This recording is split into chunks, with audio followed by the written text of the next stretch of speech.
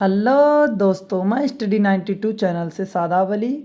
मैं आज आपके लिए लेकर के आया हूँ सवैया, जिसको रसखान जी ने रचा है। तो सबसे पहले हम लोग आज पढ़ेंगे सवैया छंद के बारे में। कौन सा छंद? सवैया छंद। तो सबसे पहले हम आपको गा करके बता दे रहे हैं कि मानुष हो तो वही रस खानी, बसो ब्रज गोकुल गाँव के ग्वारन। जो पशु हो तो कहाँ बसु मेरो चरो, नित नंद की धेनु मझारन। अपाहन हो तो वही गिरी को, जो धरियो कर छत्र पुरंदन धारन। अजो खग हो तो बसेरो करो, मिली कालिंदी कोले कदम्बन की डारन। अर्थात रसखान जी सवैया छंद के अंतर्गत आपसे ये बता रहे हैं आपको कि जितने भी श्री कृष्ण से संबंधित वस्तुएं थी, अर्थात लौकिक और अलौकिक जितनी भी वस्तुएं थी, वे उनसे प्रेम प्रकट करते हुए कह रहे हैं कि हे प्रभु, मरणोपरांत अर्थात मेरा मृत्यु जब हो जाएगा, तो मरने के उपरांत जब मेरा जन्म होगा, तो मैं अगर मनुष्य योनि में जन्म लूँ अर्थात मनुष्य बनूँ, तो वही मनुष्य बनूँ अर्थात जो मनुष्य ब्रज में बसे, गोकुलवासियों के बीच में ब्रज में पैदा हो, यानी मानुष हो तो वही रस खानी। हे प्रभु, यदि मैं मनुष्य बनूं तो वही मनुष्य बनूं कि बसो ब्रज गोकुल गाँव के ग्वाल, अर्थात ब्रज में गोकुल वासियों के बीच में जो ग्वाले हैं उनके बीच में विचरण करता फिरूं, अर्थात चलता फिरूं, उनके बीच बसु रहूं। अजो पशु हो तो कहाँ बसु मेरो चरो, नित नंद की धेनु मझारन। और क्या कह रहे हैं? रसखान जी कह रहे हैं कि हे प्रभु, ये तो मेरे बस में नहीं है कि मैं मनुष्य योनि में ही जन्म लूँ। अगर मैं मनुष्य योनि में जन्म ना लूँ, हो सकता है किसी और योनि में मेरा जन्म हो। यदि मेरा जन्म पशु योनि में हो तो मेरा जन्म वहीं हो, अर्थात कहाँ हो? ब्रज हो, और ब्रज में हो और नंद बाबा के गायों के बीच में चरता फिरूं, अर्थात चरो नित नंद की धेनु मझारन। मैं प्रतिदिन नंद बाबा की गायों के बीच में विचरण करता फिरूं, अर्थात चरता फिरूं। आगे क्या कह रहे हैं? आगे कह रहे हैं कि पाहन हो तो वही गिरी को, जो धरियो कर छत्र पुरंदान धारन। अजो खग हो तो बसेरो करो, मिली कालिंदी कोले कदम्बन की डारन। अर्थात हे प्रभु, यदि मैं कंकर बनूं, पत्थर बनूं, अर्थात यदि मैं कंकड़ पत्थर बनूं तो वही कंकड़ पत्थर अर्थात पर्वत बनूं, जिस कंकड़ पत्थर अर्थात पर्वत को श्री कृष्ण ने इंद्र का घमंड चूर करने के लिए अपनी उंगली पर उठा लिया था। अर्थात कौन सा पर्वत? गोवर्धन पर्वत।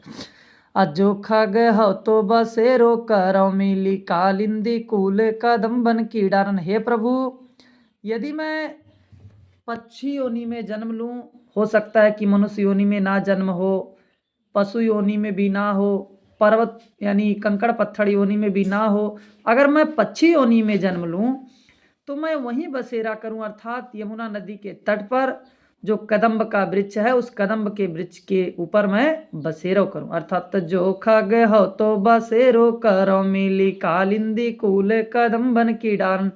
हे प्रभु, यदि मेरा जन्म पक्षी योनि में हो तो मैं यमुना नदी के तट पर कदम्ब का जो वृक्ष है उस वृक्ष पर बसेरा करूं, अर्थात वहीं मैं मिलूं।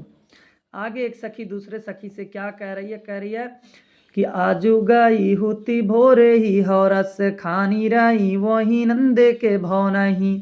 अवा को जो जगु लाख करोड़, जसोमती को सुख जात कयो नहीं।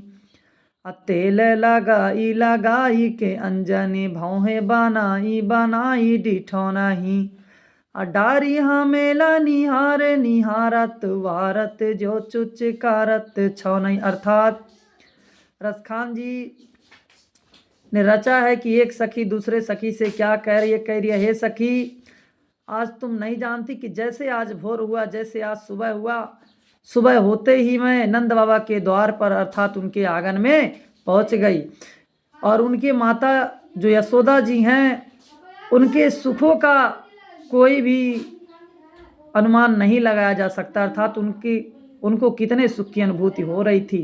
वो अपने पुत्र को देख करके इतने सुख का अनुभव कर रही थी। और तेल लगाई लगाई के अंजन, अर्थात उनके सभी अंगों में, अर्थात जब बच्चा छोटा रहता है तो उसको मालिश किया जाता है, तो उसी प्रकार वो उनकी माता जी जो हैं वो तेल लगा करके उनके सभी अंगों में तेल लगा करके उनका मालिश कर रही हैं। यानी तेल लगाई लगाई के अंजने भौहें बनाई बनाई डिठौनी। और उसके बाद यानी मालिश करने के पश्चात उनको उनकी जो भौहें होती हैं, आईब्रो जिसको हम लोग कहते हैं, उस भौहें को काजल से और चौड़ा कर रही हैं, मोटा कर रही हैं। और डिठौनही यानी यानी नजर बिंदु जिसको हम लोग कहते हैं, डिठौनही का मतलब एक टीका होता है जो नजर को रोकता है। लोग नजर से बचाने के लिए अपने पुत्र को, अपने पुत्री को, अपने संतान को लगाते हैं, छोटा जब बच्चा रहता है। आगे क्या करें कि डारी हमेला निहार निहारत वारत जो चुचकारत छौनई। और क्या कर रही हैं, उनके गले में माला अर्थात पुष्पों की माला यानी जो हार है उसको पहना करके उनके गाल को पकड़ करके चुचकार रही हैं। आगे है इतना सब कुछ भेजने के यानी मालिश करने के पश्चात फिर उसके बाद भेज देती हैं खेलने के लिए। खेल करके उनका जो पुत्र आता है तब क्या प्रति यानी कैसा दिखता है उसका यहाँ पर रसखान जी वर्णन किए हैं। क्या कह रहे हैं कि धूर भरे अति शोभित श्याम जुतैसी बानी सिरे सुंदर चोटी खेलत खात फिरे अगना पग पैजनी बाजती पीरी का छोटी। यानी धूल मिट्टी से, यानी जब श्री कृष्ण जी धूल मिट्टी में खेल करके वहाँ से आ रहे थे, धूल मिट्टी से खेल करके धूल मिट्टी में से, तो उनका जो चोटी था वो ऐसा प्रतीत हो रहा था कि मानो वो मिट्टी का ही बना हो। उनके सिर पर एक मिट्टी की चोटी के समान वो जो मिट्टी उनका चोटी, पहले किस प्रकार साधु लोग का ऊपर चोटी बंधा रहता है उसी प्रकार उनका भी चोटी था। तो धूल मिट्टी में खेलने के कारण उनका चोटी धूल से भर गया था, इसीलिए ऐसा प्रतीत हो रहा था कि उनका जो चोटी बना हुआ है वो धूल से ही बना हुआ है। अखेलत खात फिरे आगना पग पैजनी बाजती पीरी का छोटी। अर्थात खेल रहे हैं, खा रहे हैं, इधर उधर अपने आंगन में दौड़ रहे हैं, भटक रहे हैं। जब दौड़ रहे हैं तो उनका जो उनके पैरों में जो घुघरू हैं वो छम छम बाज रहे हैं, अर्थात पीले वस्त्र को धारण करके अपने आंगन में दौड़ रहे हैं, खा रहे हैं, खेल रहे हैं। जब वो दौड़ रहे हैं, चल रहे हैं, तो उनके पैरों की जो घुघरू है उनके आवाज़ उनको उनके आंगन को सुशोभित कर रही है। अवाच्छा बिको रस खानी बिलोकत वारत काम कलानी दी कोटी काग के भाग बड़े सजनी हारी हाथ से ले गयो माखन रोटी। रसखान जी कह रहे हैं कि उस छवि को, यानी उस छवि को, उनका जो प्रतिबिंब है, उनका जो रूप है, उनका जो सौंदर्य है, उस रूप सौंदर्य को, उनका जो अलौकिक रूप है, उस अलौकिक रूप को रसखान जी देख करके क्या कह रहे हैं कि वारत काम कलानिधि कोटि, अर्थात जिस प्रकार आकाश रूपी मार्ग में सभी नक्षत्र एक समान हो जाएं और वो सभी आकाश को सुशोभित करते हैं, उसी प्रकार श्री कृष्ण जी अपने आंगन को सुशोभित कर रहे हैं। और क्या कह रहे हैं रसखान जी की कागो के भाग बड़े सजनी हारी हाथ से ले गयो माखन रोटी, अर्थात इतना अच्छा भाग उस कौवे का है जिस कौवे ने श्री कृष्ण के हाथों से, अर्थात हरि, अर्थात यहाँ श्री कृष्ण है, हरि का तात्पर्य श्री कृष्ण के हाथों से मक्खन और रोटी छीन करके उड़ जाता है। फिर आगे गोपियाँ क्या कह रही हैं, श्री कृष्ण जब गायों को चरा करके आगे बढ़ते हैं तो गोपियाँ क्या कह रही हैं कि जादी ने तेवा है नंदे का छोहरा, छोहरा का मतलब लड़का होता है, छोरा जिसको कहते हैं, कि जादी ने तेवा है नंदे का छोहरा या बन धेनु चराई गयो है मोहनी ताना नी गोधने गावत बेनु बजाई रिझाई गयो है। यानी गोपियाँ कह रही हैं कि हे सखी, यानी अपने एक दूसरे सखी से कह रही हैं कि हे सखी क्या बताएं, जिस दिन से जा माने जिस होता है, दिन माने दिन, यानी जिस दिन से वह नंद बाबा का छोरा यानी उनका लड़का इस रास्ते से गायों को चरा करके बांसुरी बजा करके, गोधन एक गीत होता है, उस गीत को गाते हुए बांसुरी बजाते हुए जा रहा है, जब से गया है तब से हम तो उसी के ऊपर दीवाने हो गए हैं। यानी जादीन तेवा है नंदे का छोहरा, या बन धेनु चराई गयो है, मोहनी ताननी गोधन गावत बेनु बजाई रिझाई गयो है। गोपियाँ कह रही हैं, हे सखी क्या बताएं, जिस दिन से हम नंद बाबा के लड़के को देखे हैं उस दिन से हम तो उसी के ऊपर दीवाने हो गए हैं, उसी के प्रेम में मग्न हो गए हैं। जब से वो बांसुरी बजाते हुए, गीत गाते हुए, गाय चराते हुए इसे गया है, तब से हम तो उसी के ऊपर फिदा हो गए हैं। आगे क्या कह रही हैं कि वादी ने सोका छुटोना से कैरस खानी ही हमें समाई गए है, गयो समाई गयो है। अको न काहू की कानी करे सिगरे ब्रज बीरे बिकाई गयो है। हे सखी, जिस दिन से वो इस रास्ते से गया है उस दिन से ऐसा लग रहा है कि हमको कुछ टोना सा लग गया है, कुछ नीका नहीं लग रहा है उसके बिना।